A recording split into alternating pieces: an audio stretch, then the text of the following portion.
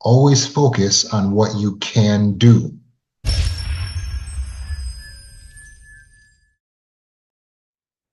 Little Ryan was out swimming with his brother, and they were on an ocean, and there were piers, like old boat launches, and there was this one pier that went really far out, and uh, little Ryan and his older brother would go out there to play, and they would kind of like swim.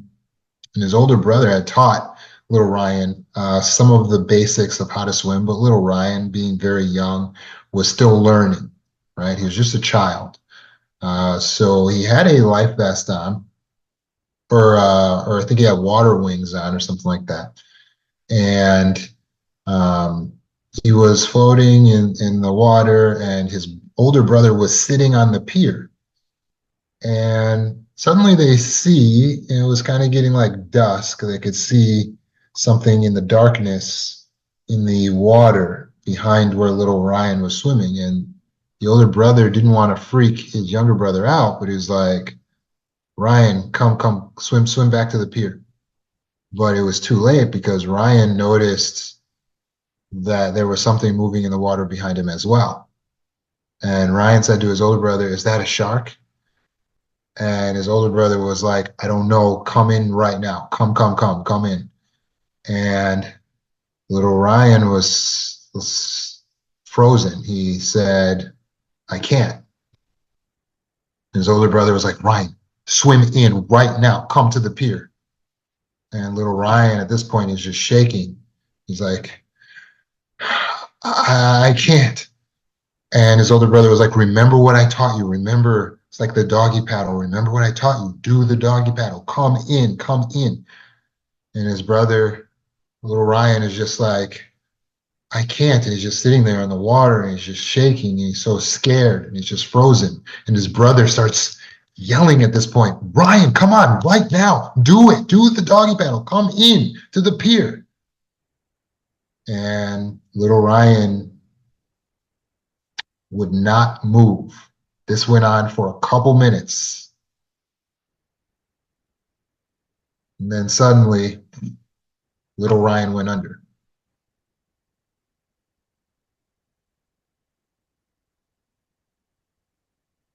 Why didn't little Ryan swim? Why didn't he do what he learned to do and swim toward the pier and get himself to safety? Why did he just sit there and allow himself to be taken under by a shark? Little Ryan was stuck in freeze response. When we feel afraid or terrified, we have a survival mechanism that will kick in that will cause us to do nothing sometimes. When we don't feel like we can fight, if we don't feel like we can run away, flight, then we may just freeze. And what little Ryan did there is a description of the freeze response and how using it at the wrong time can get you killed. But that description is not just of this situation, it's a description of you. This is a description of something you've been doing in your life perpetually. When the going gets tough, you forget what you learned, or you can't seem to access your abilities, and you just freeze. You may have had situations in your life where something was due or needed to be done, but instead of doing what needed to be done for your own well-being, you just did nothing and just kind of hoped it would all go away. Have you ever done that? Like there was rent that was due and you couldn't pay the rent. And instead of going and talking to your landlord or taking some type of action or paying a partial rent, you just did nothing. And then what happens? You get evicted. That fear response, when you start putting that in the wrong situations in life, can cause you to ruin your relationships. There could be something about your spouse, your partner, or your relationship that's bothering you, but you don't speak up. and tell the partner and confront them and tell them, hey, I don't like this. This is bothering me. I feel uncomfortable with this. And as a result, what happens? Well, your relationship's going to implode. It's going to fall apart because either it's going to get to be too much for you to be able to bear, or your partner is just going to hurt you worse and worse because you're not speaking up for yourself. You're just in freeze response. You're not speaking up at work to your colleagues. You're not speaking up at work to your boss. You're not taking action in your life where you could take action. You're getting stuck in perfectionism, which leads to procrastination. And so you don't get the assignments done because you don't want to start them because they have to be perfect. And now you get scared. Because how am I going to start this project? This sounds like too much work. It's going to be, now I'm overwhelmed. And then your overwhelm leads you to do what? Underperform. And now what are you accomplishing? Nothing. But that's a problem because you based your whole identity on your achievements. So now you feel shame. And does shame motivate you to act and focus on what you can do? No. Shame makes you focus on everything that's bad about you, everything that's inadequate about you, everything that you cannot do. We focus on helplessness. In fact, there's a term, learned helplessness. Have you heard that term before? That's what happens to a trauma survivor who has complex trauma because they were neglected or abused so much or torn down so much that they actually don't think there's anything they can do to get out of their situation because when they were a child, there was nothing they could do. They might try to go to the right and then their parents, no. They try to go to the left and then their parents, ah. So they, ah. So they sit there and they just wait for whatever happens, the bleak outlook on life. And that's where this term learned helplessness, it was an experiment, a very cruel experiment done on dogs where they put the dog on a platform and they electrified the platform so that the dog would get a shock. And they made the dog feel like if you jump from this side of the platform to the left side of the platform, then you won't get shocked. So they had the dogs learn if they here they get shocked. If they go over here, then they won't get shocked. But some of the dogs, they tried to just electrify both sides of the platform. And so the dogs would just sit and just wait for the shock to come, bzz, bzz, bzz, because the dog learned that there was no way out. And they were astonished to see how the dog would just sink into learned helplessness.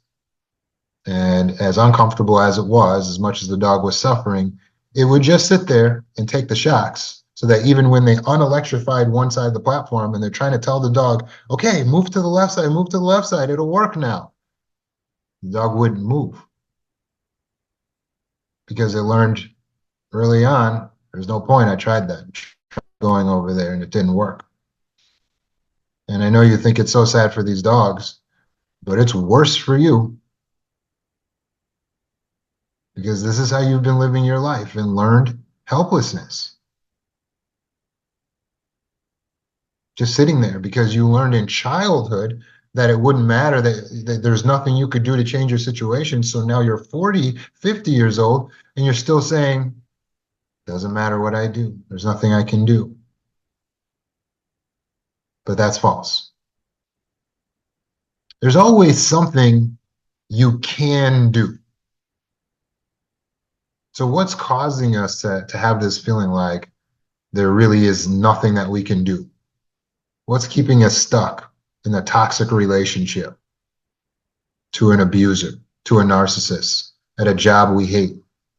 What's keeping us stuck living with our abusive or engulfing parents? Trying to overcome trauma, but you're not coming to the meetings.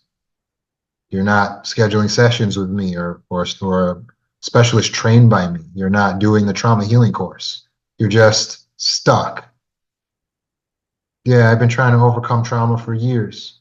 Yeah, the people that actually lock in, come to the meetings, and are doing their sessions with me, they're having rapid relief They make rapid progress.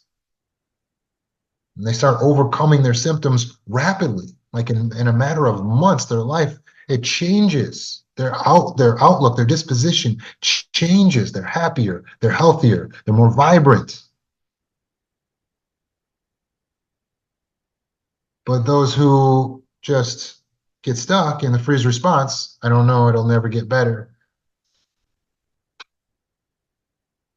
They never discover that the majority of what I offer is free.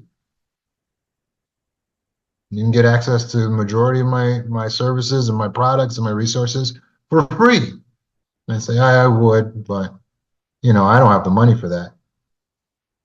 And even the stuff that you can pay for, it's usually priced at something that's affordable for most. So what keeps us stuck? Well, do you suffer from emotional dysregulation? That's a symptom of complex trauma, where you feel like your emotions are so big and so intense that they control you. And that's the problem. We're not in control.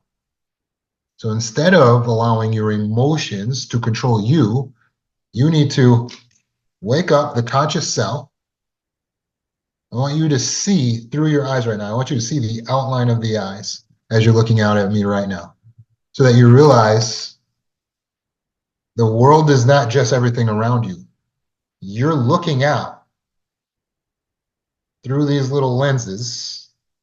There is a conscious being that is ethereal, that is deeper, that is greater than the physical body, but it needs the physical body to support it.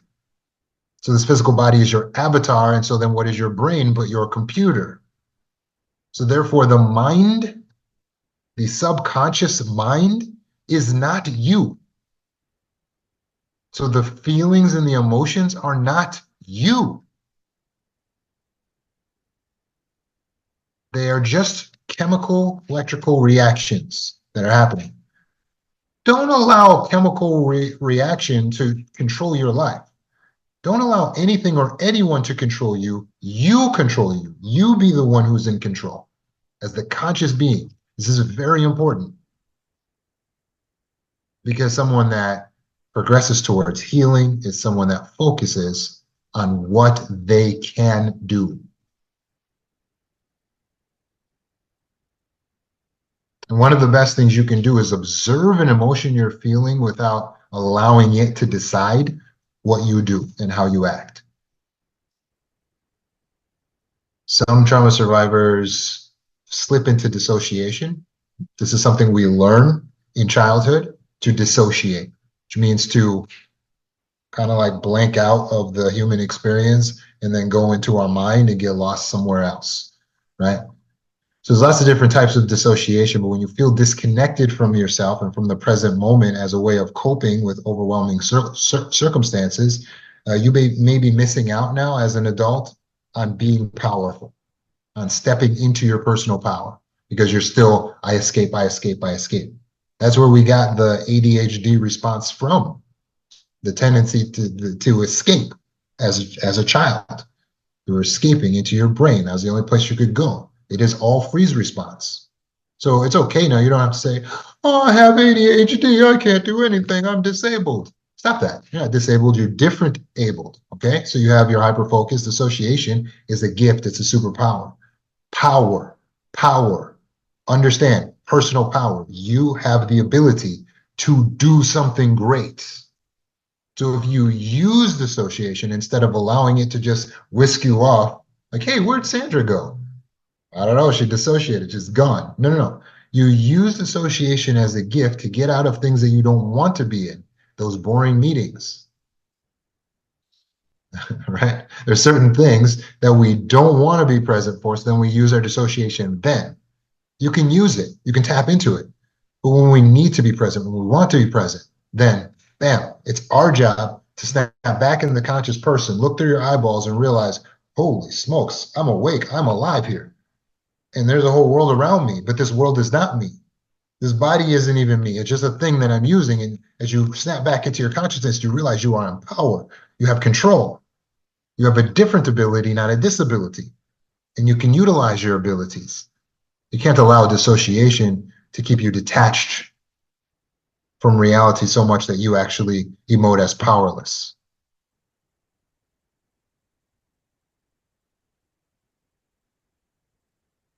A lot of times we're not focusing on what we can do because we have a negative self-perception. I can't, I'm stupid, I'm dumb, I'm not able, I'm not as worthy, I'm not lovable, I'm not likable, I'm not wanted. That negative self-perception, very unhelpful. To illustrate, imagine you're going into a big game with some of your fellow teammates. It's the Olympics. Do you think you would go over to your fellow teammate who's about to compete at one of the biggest events of his life and say to your fellow teammate, you know what? I don't think you're able to do this. You know what? There's a lot of really great competitors out there, and you may be fooling yourself. You know what? You're not so smart. You don't have a really good IQ when it comes to this sport. You think you start tearing him down? How come? Like, why wouldn't you tear down a fellow teammate right before a big game? Why won't you say, all right, man, don't even try. Don't even try. Just sit right there on the bench and don't get out there and do it. Don't give it your all. Why don't you talk like that?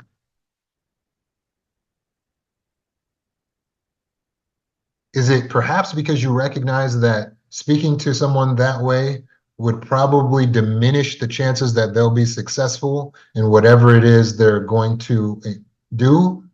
Is it perhaps you recognize that that would discourage them, meaning take away from the courage that they're going to need to get up and do what needs to be done? Is that perhaps why you don't talk to people like that before they have to go out and compete in the biggest event of their life? Because if it is, recognize that that's how you talk to yourself every day before you go out into the arena and compete in the most important event, which is life itself. That's how you talk to yourself. Oh, why should I even try? Oh, it's not going to matter anyway. Oh, I can't. Everyone else is better than me. That negative self-talk, that negative self-perception, that's going to discourage you. It's going to put you in the worst possible position to be successful in anything you do. So most definitely, we need to speak to ourselves the way we would actually speak to a teammate who's going out. You got this. All right, let's go. You can do it. Just do the best you can. Give it your all. You've practiced for this. You prepared for this. You're going to kill it. You're going to dominate. That's how you speak to a teammate, right? And that's how you're supposed to speak to yourself. Every day, that's the type of pep talk you got to be giving yourself. I got this. I got this. I have trained for this. I have prepared for this. This is my moment. This is the moment. I will overcome. I will achieve.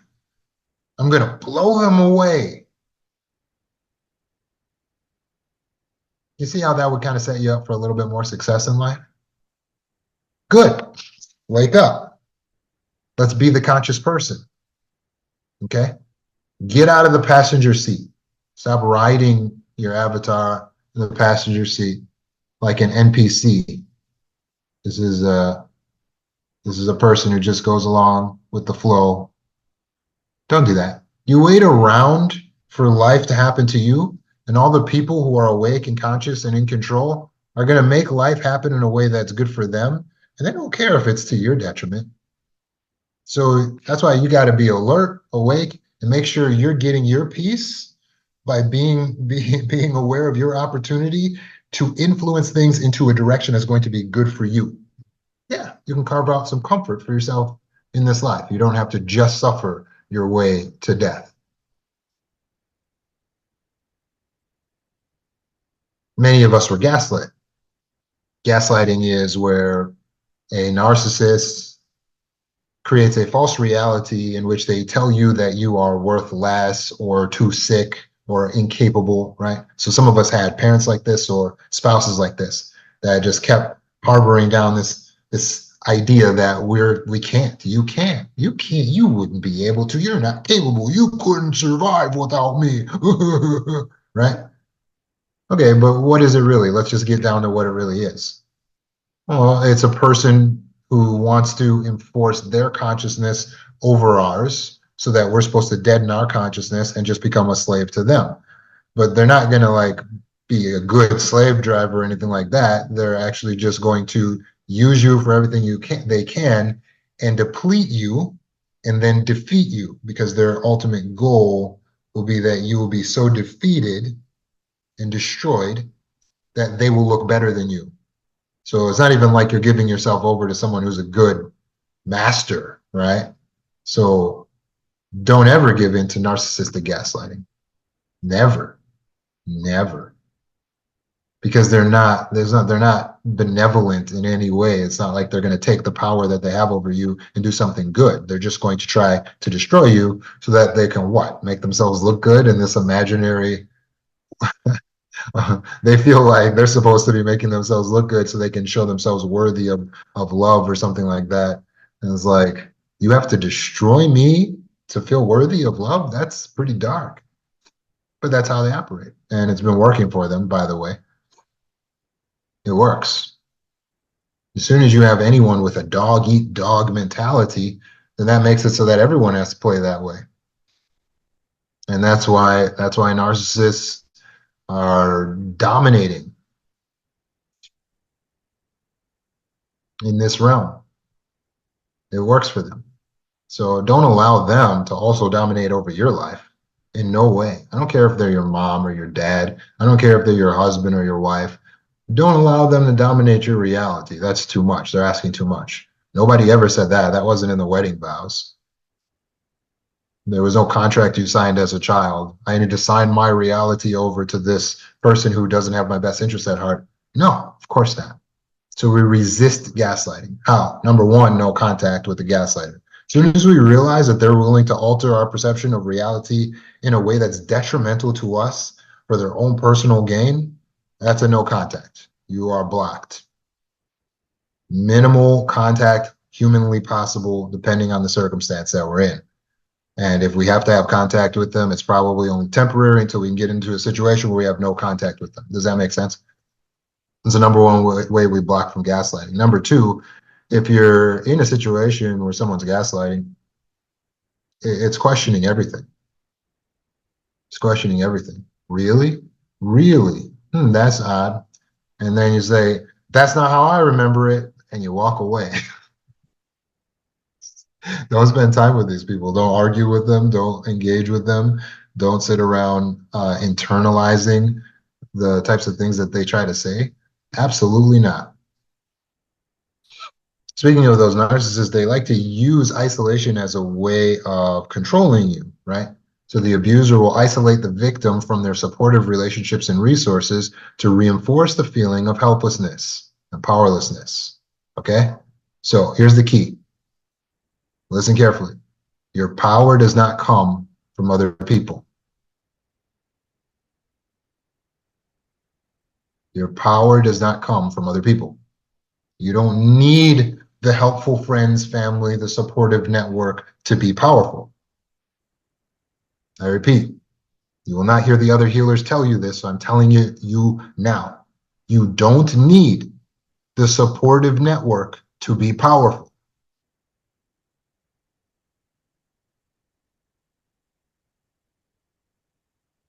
You are powerful. You are made in the image of God. You are already a reflection of Him. You already reflect His light.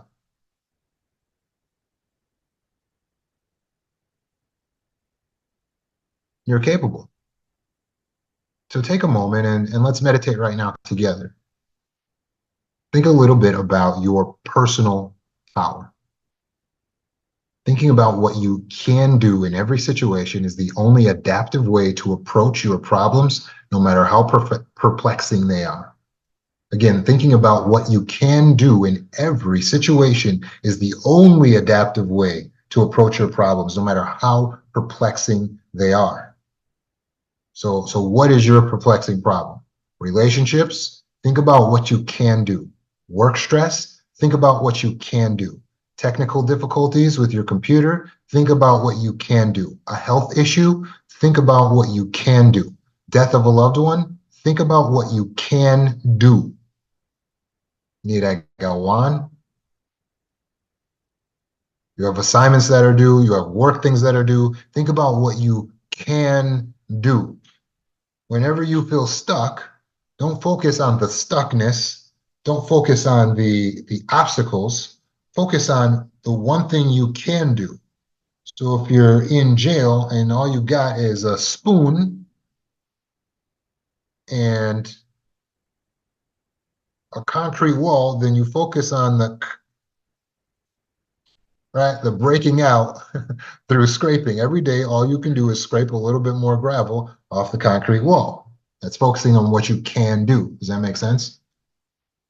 Taking your nail file every day and focusing on wearing the bar down a little further, which, by the way, instead of illegally breaking out of jail, it's probably better to focus on what legal means we can use to get ourselves out. But it's an illustration. We're still focusing on what we can do. There was a man actually who was sent to jail, and when he was in jail, he focused on what he could do. So what did he do? He studied the law, right? He got his degree in the law, and then he represented himself as a lawyer for himself and got himself out of prison and got his sentence reduced. That is a true story, and that's focusing on what we can do. The story of little Ryan at the beginning, who got stuck in the water and taken by the shark, ends tragically. Some remains of his body were found later. He paid the ultimate price for remaining stuck and learned helplessness and not focusing on what he could do in every situation. Gratefully, it's a fictional story, so little Ryan's not real. But as sad as you felt for him, feel that way for yourself, because there's thousands of examples of people around the world who get into situations just like that. It's not a real story, but it's not unrealistic. People are suffering and getting caught and getting stuck, and they're losing their life, or they're staying stuck forever in a situation where they're being tortured in a prison where the door is unlocked. But they never tried the door because they just assumed that they wouldn't be able to get out. Like the dog that assumed the other side of the platform would be electrocuted because they didn't keep trying. They didn't focus on what they could do. So from now on, I need you to be that gal, that guy that's focusing always on what they can do. Every single situation. Have you ever seen these Mission Impossible movies with Tom Cruise? There's like 30 of them, right? And the reason they keep making them is because they keep making money off of them, because they're all interesting to watch. And they're interesting to watch because of the way Tom Cruise plays this character. If you've never seen them, allow me to explain. He plays the character that no matter what situation he's in, he always focuses on what he can do. He always figures out something that he can do. He might not be able to do everything, which is just like real life, but unlike any real person, he never gives up. He never just says, you know what? I think I'm just going to let the world explode because right now I'm upside down off the side of a cliff in a car, strapped in by my seatbelt, and I can't think of anything else that I can do. He never says that. He always focuses on what he can do. And he goes for it. Now, of course, it's a fictional movie. By now, he would be dead because of all of the ridiculous, death-defying stunts that he was involved in. But in our real life, we should strive to be the superhero of our story. And asking ourselves, what can I do? What's left? Even if it's something small. What can I take action on? It's the law. It's law number 8. Not sometimes, always focus on what you can do. Not on what's holding you back, not on why you can't, on what you can do. And I promise, if you continue to do that, you will not only be successful, that's a given, but you will be healed because this is the only adaptive, healthy mindset that works for your life and allows you to truly be helpful to others as well.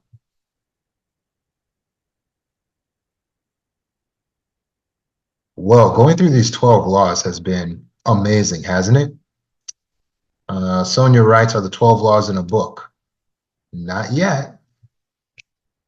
But as I focus on what I can do, I think I would be capable of putting them in a book. So stay tuned for that.